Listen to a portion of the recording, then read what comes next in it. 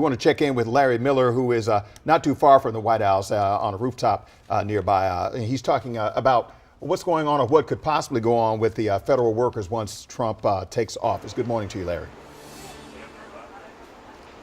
Martin, good morning to you. Yeah, specifically regarding federal workers, we know that a number of executive actions will be signed by the president-elect later on this afternoon that will deal squarely with the issue of federal workers. One of those executive actions being reported by the Washington Post says that action would weaken the power of federal employees to participate in collective bargaining units. That's important because by participating in a collective bargaining unit through the union, which is typically the American Federation of Government Employees, it allows for that union to advocate on behalf of the more than 1 million members in which it represents to specifically work toward getting certain federal protections as well as rights while under federal service. We understand that there will be an executive order that will strip some of their power away. Another executive order that we expect to be signed by the president-elect later on tonight will deal with forcing some federal workers back into the office. Now, this is a big issue because we know that a number of federal employees were working from home in response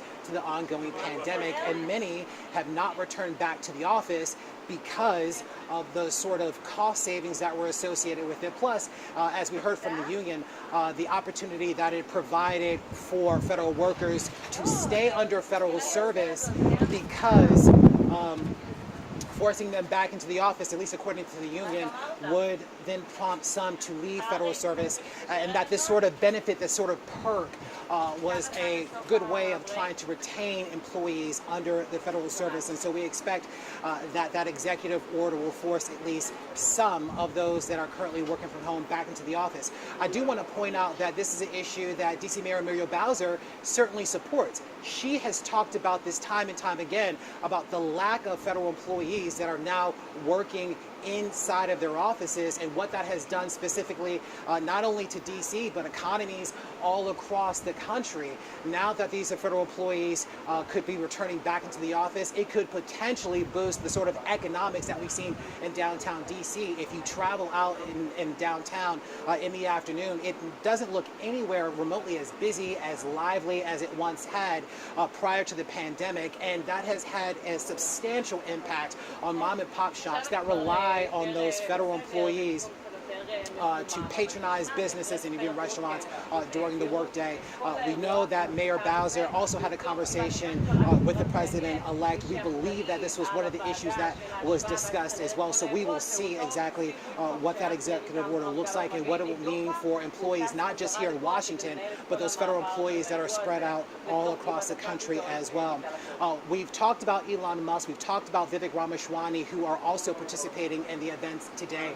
Those two are members of what is being defined as the Department of Governmental Efficiency. This sort of de facto proposed committee will provide some sort of recommendations to the administration about where they believe the sort of necessary cuts need to happen to create greater efficiency within federal service. One of the things that they have proposed already was cutting $2 trillion from the federal budget, and one of the ways they were going to do that was by getting federal employees back into the office that they believe would then force some out of federal service. But even Elon Musk just a few days ago saying that trying to meet that $2 trillion goal, it will not be met in the time that they've already laid out as well. Another important point as it relates to this Department of Governmental Efficiency, we talked about Elon Musk and Vivek Ramaswamy leading that group, but we've also learned, according to our partners, CBS News, that Vivek Ramaswamy is likely to leave his post with that sort of committee to then participate and run for governor of Ohio. So that is a big development that we've just learned there. We expect his resignation to come within the next coming days. But there is a lot of concern, at least when you talk with federal government employees, about what these potential executive actions could mean for them, their livelihood, their ability to live and work in the place in which they feel is important to them. But the incoming administration is clear that changes have to be made, and they are going to and plan to take aggressive action to see it through. Guys?